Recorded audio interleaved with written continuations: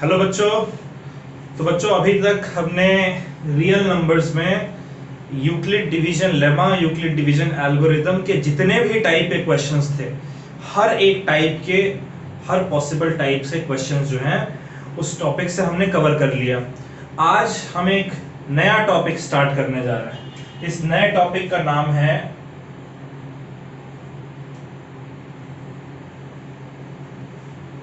Fundamental theorem of arithmetics.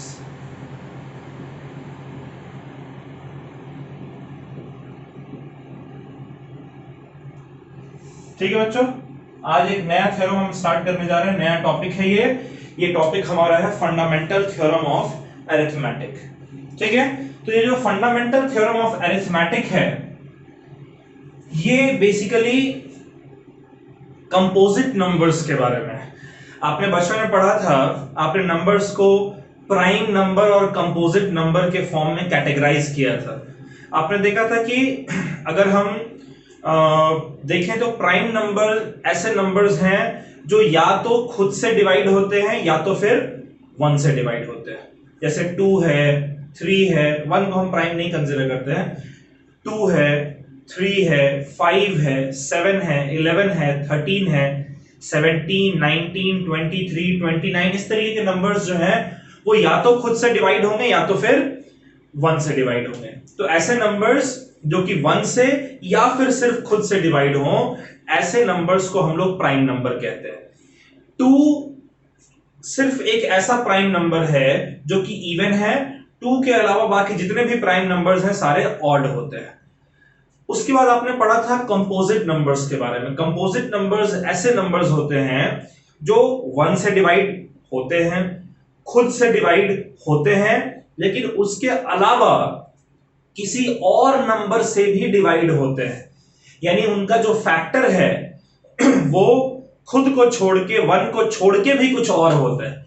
1 और खुद के अलावा भी ऐसे नंबर्स होते हैं जिनसे वो डिवाइड हो सकते हैं। ऐसे नंबर्स को हम लोग कंपोजिट नंबर कहते हैं। और कंपोजिट नंबर के लिए हम फंडामेंटल थ्योरम ऑफ अरिथमेटिक पढ़ते हैं। मैं पहले स्टेटमेंट लिख देता हूं, फिर एक छोटा सा एग्जांपल के थ्रू उस स्टेटमेंट को हम लोग वेरीफाई करेंगे। तो फंडामेंटल थ्योरम ऑफ अरिथमेटिक कहता है कि अगर हमारे पास कोई भी एक कंपोजिट नंबर है, any composite number, any given composite number, कोई भी एक गिवन कंपोजिट नंबर को हम लोग लिख सकते हैं।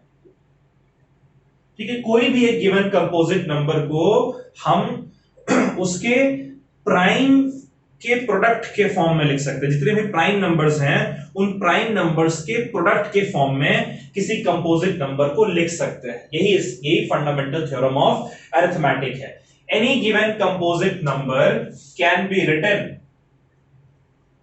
B written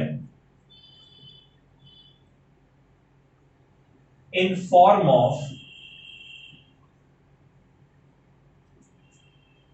product of its prime। कोई भी दुनिया का कंपोजिट नंबर आप दे दीजिए, किसी भी दुनिया के कंपोजिट नंबर को हम प्राइम नंबर्स के प्रोडक्ट के फॉर्म में लिख सकते हैं। जैसे एक नंबर कंसीडर करते हैं हम लोग 32760। 32760 इस नंबर का जरा हम लोग, ये कंपोजिट नंबर है क्योंकि जाहिर सी बात है ये 2 से डिवाइड हो सकता है, 5 से डिवाइड हो सकता है, 10 से डिवाइड हो सकता है, 20 से डिवाइड हो सकता है ना। इस तरीके से बहुत सारे नंबर्स हैं जिससे डिवाइड हो सकता है, खुद से और 1 के अलावा बहुत सारे नंबर जिससे डिवाइड हो सकते हैं। कंपोजिट नंबर, इस कंपोजिट नंबर को हम लोग जरा इसके प्राइम के प्रोडक्ट के फॉर्म में लिखने की कोशिश करते हैं। तो चलिए, ये हमारे पास एक नंबर रहा। अच्छा, इसको अगर आप 2 से डिवाइड करते हैं, ठीक है बच्चों, अगर इसको आप 2 से डिवाइड करते हैं तो क्या नंबर मिलेगा आपको? 2 से डिवाइड करने पर आपको मिलेगा, जरा आप डिवाइड करके देखिए क्या मिलता है आपको। ठीक है, 32760 इसको अगर आप 2 से डिवाइड करते हैं तो 2 1 जा 2, कैरी बचा 1, 1 और 2 12, 2 6 जा 12, कुछ भी नहीं बचा, फिर 7 आएगा नीचे, 2 3 जा 6, 1 6 16, उसके बाद फिर आप 8 टाइम्स आपका हो जाएगा 16, 0 बचा, अब ये 0 आखिरी, ठीक है, क्लियर है बात? तो कितना आ रहा है 16380, 16380, क्लियर है बच्चों? अब ये भी इवन है, इसलिए इसे भी हम लोग 2 से डिवाइड करते हैं, ध्यान से देखिएगा। तो 2 से जब हम इसे डिवाइड कर रहे हैं तब क्या आएगा हमारा, ये हम लोग देखते हैं, ठीक है, ये हमारा आ जाएगा 8 1, ठीक है, 16 8 टाइम्स आता है, ठीक है, फिर 3 बचा तो 1 टाइम्स हो गया 2, कैरी बचा 1, 18, फिर 9 टाइम्स और 0, 8190। अब इसको भी, ये भी इवन है, इसे भी हम लोग 2 से डिवाइड करके देखते हैं। तो 2 से अगर हम इसको डिवाइड करेंगे तब क्या आएगा हमारा, सबसे छोटे नंबर से डिवाइड करना, जितना छोटा पॉसिबल नंबर है, तो 2 से डिवाइड करने पर ये हो जाएगा 4, 4 2 8, 1 तो जाएगा नहीं तो इसलिए 0 लेकर 19 हो जाएगा। तो 19 को अगर हम करेंगे तो ये 9 टाइम्स जाएगा, 9 टाइम्स हो गया 18, यानी बचा 1 और ये हो गया 5, 4095। अब देखिए 4095 आपका 5 से जाएगा तो ये आपका हो गया 5, और 5 से अगर आप इसको डिवाइड करेंगे तो ये हो जाएगा 48 टाइम्स जाएगा, फिर हुआ 9, 1 टाइम्स 5 बचा 4, 4 5 45, यानी कि 9 टाइम्स 819। अब 819 देखिए 9 + 1 10 + 8 18, तीनों नंबर को ऐड करने पर 18 आ रहा है जो 3 से डिविजिबल है, तो ये नंबर भी पूरा 3 से डिविजिबल होगा। तो 3 से डिवाइड कर लेते हैं, 3 से डिवाइड करने पर क्या आएगा हमारा, ये 3 से डिवाइड करने पर ये हमारा आ रहा है बच्चों 3 2 जा 6, कैरी बचा 2, 2 1 21, तो 7 टाइम्स 21 और 3 टाइम्स 9, 273। अब देखिए 3 + 7 10, 10 + 2 12, 12 3 से डिविजिबल है, इसलिए पूरा नंबर भी आपका 3 से डिविजिबल होगा। तो 3 से अगर आप डिवाइड करते हैं तो कितना मिलेगा आपको, 27 जाएगा 9 टाइम्स और 3 जाएगा 1 टाइम्स, 91। अब 91 3 से तो डिविजिबल नहीं होगा क्योंकि 9 + 1 10, 5 से भी डिविजिबल नहीं होगा, 7 से डिविजिबल है, 7 से डिविजिबल होगा। तो 7 से अगर आप डिवाइड करेंगे बच्चों तो 7 1 जा 7, 7 1 जा 7, बचा 2 2 1 21, यानी कि 7 3 जा 21। अब क्या 13 कितने से जाएगा, 13 भाई खुद, क्योंकि ये प्राइम नंबर है इसलिए ये खुद से डिवाइड होगा, तो अगर डिवाइड होगा तो यहां पर आपका बच जाएगा 1। हालांकि आप ये लास्ट स्टेप ना भी लिखें तो भी चलेगा, इसलिए लास्ट स्टेप को आप छोड़ भी सकते हैं।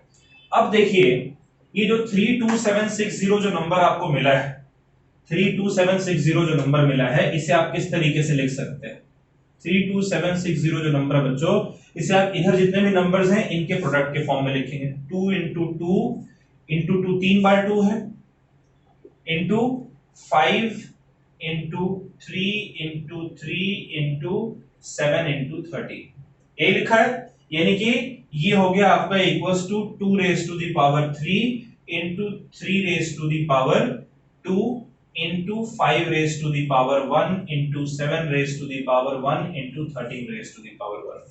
अब देखिए इसको आपने जितने भी नंबर्स के प्रोडक्ट के फॉर्म में लिखा है, इसमें 2 प्राइम है, 3 प्राइम है, 5 प्राइम है, 7 प्राइम है, 13 प्राइम, यानी इस कंपोजिट नंबर को आपने इसके प्राइम नंबर्स के प्रोडक्ट के फॉर्म में लिखा है। यही तो फंडामेंटल थ्योरम ऑफ अरिथमेटिक कहते हैं। क्लियर है बात? तो फंडामेंटल थ्योरम ऑफ अरिथमेटिक की बात को हम लोग मानते हैं, कोई भी कंपोजिट नंबर हमें दिया जाएगा, उस कंपोजिट नंबर को हम उसके प्रोडक्ट के फॉर्म, प्राइम नंबर्स के प्रोडक्ट के फॉर्म में लिख सकते हैं। तो ये पहला क्वेश्चन के फॉर्म में आप इसे लिख लीजिए, फिर मैं आपको 2-3 सवाल दूंगा, उन सवाल को आपने खुद से करना है। इसको नोट कर ले बच्चों।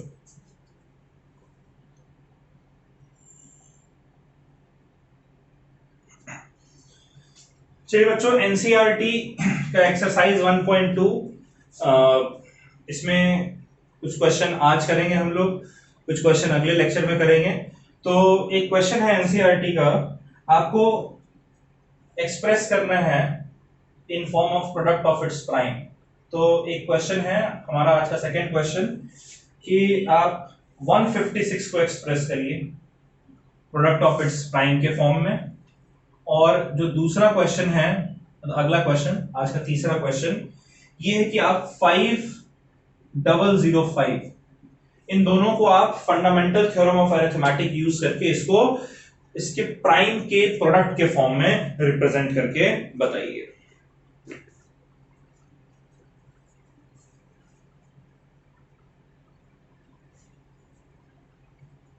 कर लिया बच्चों? आपने ट्राई वीडियो पॉज करके? चलिए, मैं उम्मीद करता हूं आपने कर रखा है। इसको जरा देखते हैं किस तरीके से होगा। ये जो 156 नंबर है, ये कैसा नंबर है? इवन नंबर है कि ऑड नंबर है? इवन है ना, लास्ट में 6 है। तो ये जो नंबर है इसे हम लोग 2 से डिवाइड करते हैं। तो 2 से जब भी आपको नंबर इवन नजर आएगा तो 2 से डिवाइड करना है, ठीक है? तो 2 से डिवाइड करने पर कितना आ जाएगा? ये 2 से डिवाइड करने पर ये हमें मिल रहा है 2 7 जा 14, तो 15 में से 14 गया, 1 बचा, 1 6 16, यानी कि 2 8 जा 16। अब 78 भी इवन है, इसीलिए इसे भी हम लोग 2 से डिवाइड करेंगे। 2 से डिवाइड करने पर कितना आ रहा है हमें? ये हमें मिल रहा है 2 3 जा 6, कैरी बचा 1, और 2 9 जा 18।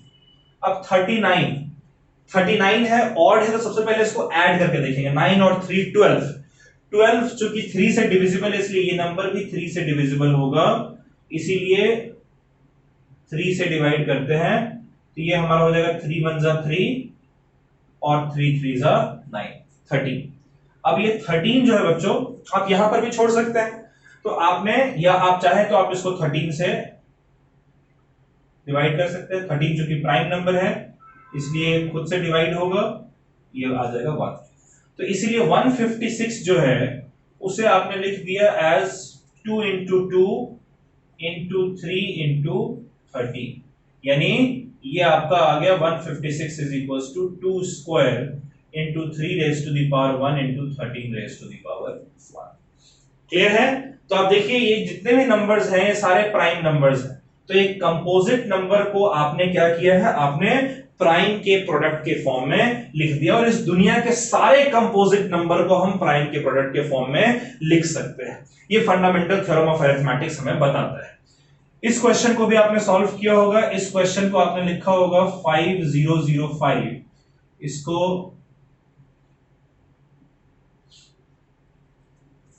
टू से जाएगा नहीं, ठीक है, 3 से भी नहीं जाएगा क्योंकि 5 5 10 है, ये 5 से जाएगा। तो 5 से अगर हम कट करें, इसे डिवाइड करें, तो ये आपका आ जाएगा इक्वल्स टू 1001। अब इसको आपने करना है, तो कितने से डिवाइड करेंगे ये जरा देखते हैं हम लोग। 7 से अगर हम डिवाइड करते हैं इसको, तो ये हमारा हो जाएगा 7 into 7 1 जा 7, कैरी बचता है 3, 3 0 30, 7 4 जा 28, कैरी बचता है 2, और फिर 3 टाइम्स। तो यानी 7 से जाएगा, ये 7 से जाएगा, आ जाएगा 143। कितना बच्चों? 143, ठीक है। अब 143 है, ठीक है। 2 से 5 से तो जाएगा नहीं, अब 7 से देख लेते हैं। 7 से 7 into 20 होता है 140, तो 143 होगा नहीं। 11 से जाएगा, 11 से जाएगा, कैसे जाएगा 11 से? देखिए, 11 को अगर आप 13 से मल्टीप्लाई करते हैं, तो 11 into 13 होता है 143, और 13 एक प्राइम नंबर है, एक खुद से डिविजिबल होगा, तो 13 फाइनली आपका रिमाइंडर जो है वो बच जाता है, सॉरी क्वोशंट जो है वो 1 आ जाता है। तो आप 5005 को लिख सकते हैं एज 5 इंटू 7 इंटू 11 इंटू 13, सारे इकलौते हैं इसलिए रेज टू दी पावर 1। यहां पर भी देखिए 5005 को आपने 5, 7, 11 और 13 के प्रोडक्ट के फॉर्म में लिखा है, और ये सारे जो नंबर्स हैं ये हमारे प्राइम नंबर है। इसको आप नोट कर लीजिए बच्चों, कहीं अगर मिस्टेक किए हैं तो सुधार लीजिए।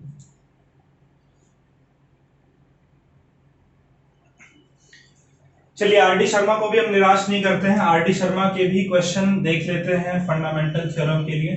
ठीक है, तो हमारा आज का चौथा क्वेश्चन ये आरडी शर्मा का क्वेश्चन है, एनसीईआरटी का नहीं है, 420। ठीक है, इस कंपोजिट नंबर को इसके प्राइम के प्रोडक्ट के फॉर्म में लिखिए, और एक पांचवा क्वेश्चन आज का जो है वो है 945। ठीक है, इन दो क्वेश्चनों को करें बच्चों, खुद से ट्राई करें।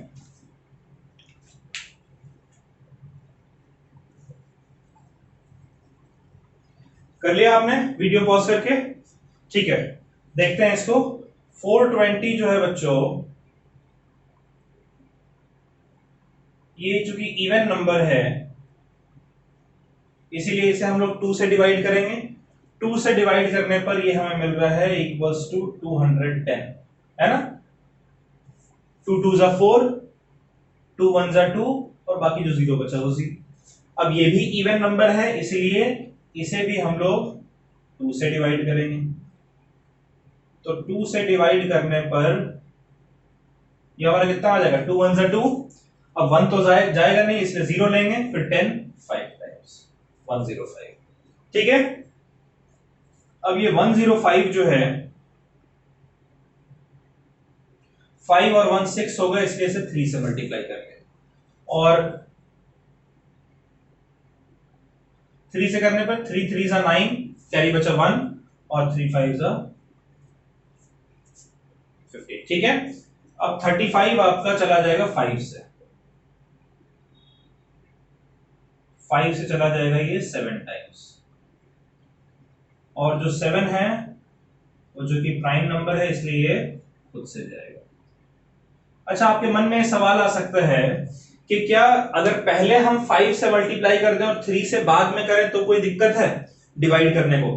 पहले हम 5 से डिवाइड, ऊपर 5 से डिवाइड कर देते 105 को, फिर नीचे आता आपका 21 उसको 3 से करते, कोई फर्क नहीं पड़ता है। ये ऑर्डर जो है नंबर का वो कुछ भी हो सकता है, 7 आपका सबसे ऊपर हो सकता है, फिर हो सकता है कि आपका 3 हो, फिर एक 2 हो, फिर 5 हो, फिर कोई भी ऑर्डर हो सकता है, उससे कोई फर्क नहीं पड़ता है।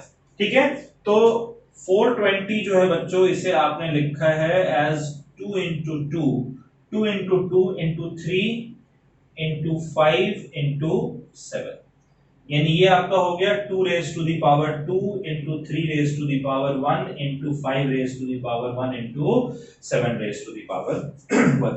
सारे 2 3 5 7 सारे प्राइम नंबर्स हैं। 945 को भी देखते हैं, तो 945 जो है बच्चों इसे हम लोग चलिए किसी भी ऑर्डर में कर सकते हैं, इसलिए मैं 5 से कर देता हूं। ठीक है, वैसे 3 से भी ये जा सकता है क्योंकि 9 + 4 13 + 5 18, 18 3 से डिविजिबल है, लेकिन कोई फर्क नहीं पड़ता है, बाद में 3 से डिवाइड कर लेंगे। ये कितना आ जाएगा, 5 1 जा 5, कैरी बचा 4, 4 4 44, 8 टाइम्स करेंगे, 5 8 जा 40, कैरी बचा 4 45 9 सर। ठीक है, अब इसको हम लोग 3 से डिवाइड कर लेते हैं। क्यों, 8 + 1 9, 9 + 9 18, 3 से डिविजिबल, 3 से करेंगे तो ये हमारा कितना आ जाएगा 6, 3 6 जा 18, फिर 9 है 3 टाइम्स। ठीक है, फिर ये 3 से 6 और 3 9, 3 से डिविजिबल है इसलिए फिर से ये 3 से आपका जाएगा, 3 से जाएगा तो कितना बचेगा हमारा 6, 3 2 जा 6 और 3 1 जा 3। ये फिर से आपका 3 से डिविजिबल है क्योंकि 2 और 1 3 होता है, 3 से डिविजिबल, ये आ जाएगा 7 टाइम्स, और ये 7 जब जाएगा बच्चों 1 टाइम। ठीक है, तो अब जो 945 है, ये 945 हमारा हो गया 5 इंटू 3 इंटू 3 इंटू 3 इंटू 7। तो हम हमेशा ऑर्डर में लिखेंगे, पहले छोटे नंबर को लिखते हैं 3 रेज टू द पावर 3, फिर उससे बड़े नंबर को 5 raise to the power 1 into 7 raise to the power 1, 3 5 7, ये सब प्राइम नंबर्स हैं। ठीक है, तो आप बहुत कॉन्फिडेंट हैं, इस तरीके के ढेर सारे क्वेश्चंस अपने एंड से प्रैक्टिस कर लीजिएगा, तो कोई कंफ्यूजन का स्कोप नहीं रहेगा। इसको नोट कर लीजिए, फिर एक आधा क्वेश्चन हम लोग और करते हैं।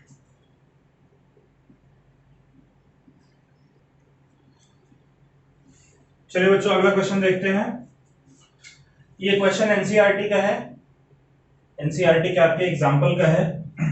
ठीक है, क्वेश्चन कह रहा है कि prove that there is no natural number, prove that there is no natural number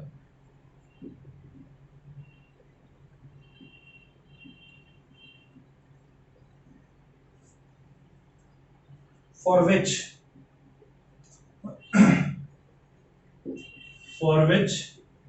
4 raised to the power n ends with digit 0, ends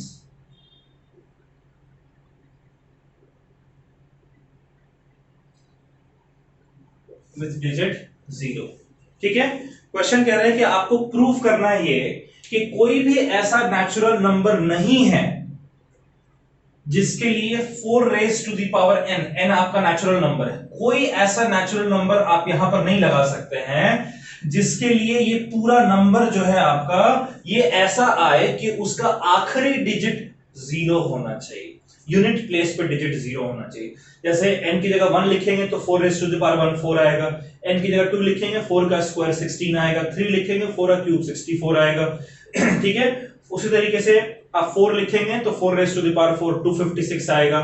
जितने भी एग्जांपल्स में दे रहा हूं उसमें आखिरी नंबर आपका 0 तो नहीं है, तो कह रहे हैं कि आप n कुछ भी रखो, 100 रखो, 500 रखो, 223 रखो, 377 रखो, जो रखना आप n की वैल्यू नेचुरल नंबर होना चाहिए बस रखो। कोई ऐसा नेचुरल नंबर नहीं है जिसके लिए 4 raise to the power n आपका उसका आखिरी डिजिट 0। तो देखिए इसका सॉल्यूशन बहुत सिंपल है बच्चों, अगर ये एग्जाम में आपका आ जाता है और इस तरीके का कोई भी क्वेश्चन आता है उसका प्रोसेस सेम, प्रोसेस ये है कि आपको बस चेक करना है कि क्या 4 raise to the power n का प्राइम नंबर, जितने भी प्राइम नंबर्स होंगे, चूंकि कंपोजिट नंबर होगा इसलिए इसको प्रोडक्ट ऑफ प्राइम के फॉर्म में रिप्रेजेंट कर सकते हैं, क्या उन सारे नंबर्स में सारे प्राइम नंबर्स जिसके प्रोडक्ट के फॉर्म में इसको लिख सकते हैं, क्या उन सारे प्राइम नंबर में 5 आ रहा है? अगर 5 आ रहा है तब तो ये 0 से इसका आखिरी डिजिट 0 होगा, अगर 5 नहीं आएगा तो आखिरी डिजिट 0 नहीं हो सकता है। तो देखिए आपको जो गिवन नंबर है, जो गिवन नंबर है बच्चों वो आपका है 4 raise to the power n, वो आपका है 4 raise to the power n। अच्छा, इसे इस तरीके से लिख सकते हैं 4 ब्रैकेट में 4 raise to the power n, कोई आपत्ति तो नहीं है आपको? और 4 जो है वो 2 into 2 होता है, तो क्या 4 की जगह लिख सकते हैं 2 into 2 raise to the power n, और 2 into 2 का मतलब हो गया 2 स्क्वायर, तो ये हो गया 2 square raise to the power n, है ना? और जो 2 square raise to the power n है इसको क्या लिख सकते हैं 2 raise to the power 2n। जो पावर्स में नंबर्स होते हैं वो मल्टीप्लाई होते हैं 2 raise to the power 2n, यानी कि जो नंबर है आपका इसमें जो इसके फैक्टर्स हैं वो सिर्फ 2 होगा, 2 raise to the power 2n। इसका मतलब क्या है कि 2n नंबर ऑफ टाइम्स आप 2 को मल्टीप्लाई करेंगे, है ना? 2 को आप मल्टीप्लाई करते चले जाएंगे, कितने number of times? 2n number of times, ये इसका मतलब है ना भाई। 2 की पावर 3 का मतलब क्या है कि 2 को आप 3 बार मल्टीप्लाई करें, 2 की पावर 10 का मतलब 2 को 10 टाइम्स मल्टीप्लाई करेंगे, तो 2 की पावर 2n का मतलब क्या है कि इसको आप 2n number of times multiply करेंगे। तो जब बार बार आप 2 ही मल्टीप्लाई कर रहे हैं, क्या कहीं 5 आ रहा है? नहीं आ रहा है ना? इसका मतलब कि here 5 is not a factor, 5 चूंकि इसके मल्टीप्लिकेशन में नहीं आ रहा है इसलिए 4 raise to the power n का फैक्टर 5 नहीं।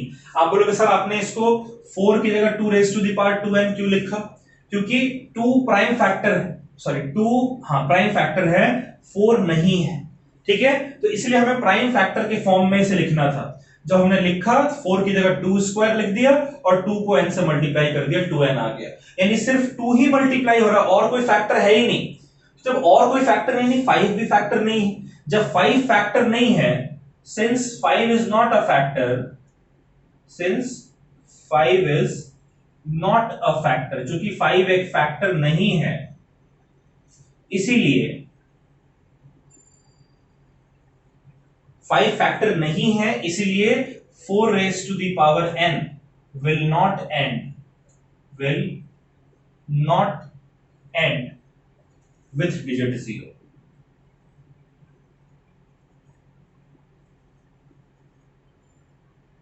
with digit 0. अगर 5 फैक्टर होता तब एंड होता, नहीं है तो नहीं एंड होगा। ठीक है बच्चों, इसको नोट कर लीजिए। फिर एक क्वेश्चन मैं आपको देता हूं।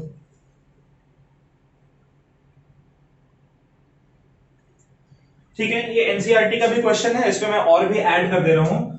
आपको चेक करना है, ये हमारा आज का आखिरी क्वेश्चन है, आपको चेक करना है whether 6 raised to the power n, 12 raised to the power n and 15 raised to the power n ends with digit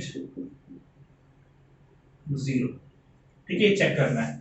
यहां n जो है वो नेचुरल नंबर है, n जो है वो नेचुरल नंबर है। ठीक है, अब इनमें से एक मैं करके दिखा रहा हूं, बाकी दो आप खुद से करेंगे। पहला हमारा पार्ट है 6 raise to the power n। ठीक है, तो 6 को क्या लिखेंगे बच्चों, प्राइम फैक्टर के फॉर्म में 2 इंटू 3, तो 2 into 3 raise to the power n, यानी कि अगर हम ये ब्रैकेट हटाए तो ये हो जाएगा 2 raise to the power n into 3 raise to the power n। तो अगर 6 raise to the power n को आप लिख रहे हो 2 raise to the power n into 3 raise to the power n, ठीक है, ये 6 raise to the power n आपका एनसीईआरटी क्वेश्चन, ये दो मैं आपको अलग से खुद से दे रहा हूं। तो 6 raise to the power n के फैक्टर्स कौन कौन से प्राइम फैक्टर, 2 और 3। तो here only 2 and 3 are factors of 6 raised to the power n। ठीक है, तो चूंकि 5 फैक्टर नहीं है, since 5 is not a factor, since 5 is not a factor of 6 raised to the power n, therefore इसका मतलब क्या है कि 6 raised to the power n का कोई भी ऐसा नंबर नहीं है, कोई भी नेचुरल नंबर आप पुट करो आपको नंबर मिलेगा ही नहीं जो कि 0 से एंड हो, will not end with 0, with digit 0। ठीक है, अब इस तरीके से आप ये दो क्वेश्चन जो हैं, हमने क्या किया, 6 raise to the power n को 2 raise to the power n into 3 raise to the power n में लिखा। 6 प्राइम फैक्टर नहीं है इसलिए प्राइम फैक्टर के फॉर्म में लिखा है। यहां पर सिर्फ मुझे फैक्टर दिख रहा है 2 और 3। 2 raise to the power n का मतलब कि 2 को ही मल्टीप्लाई करेंगे n times, 3 raise to n 3 को मल्टीप्लाई करेंगे n टाइम्स, तो इसीलिए 2 और 3 ही फैक्टर है, 5 फैक्टर है नहीं, इसलिए 6 raise to the power n 0 digit से एंड नहीं होगा। बाकी दो भी आप करें खुद से।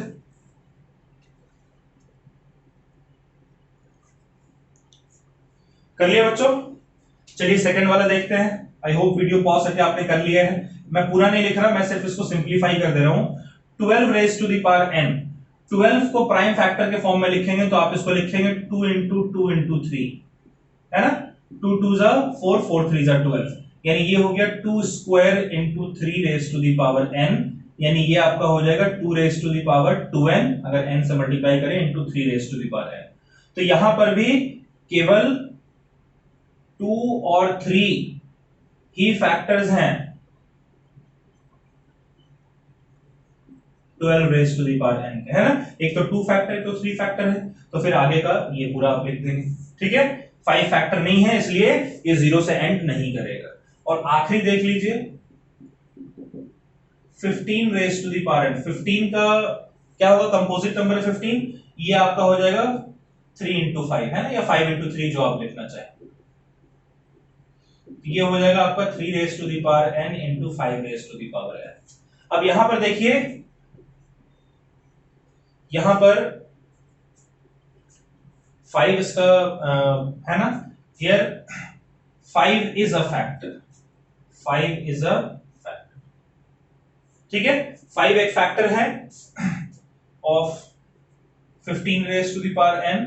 इसका मतलब क्या है कि ये कहीं ना कहीं आपका 0 डिजिट से एंड हो सकता है, ठीक है। चलिए इसको नोट कर लीजिए बच्चों।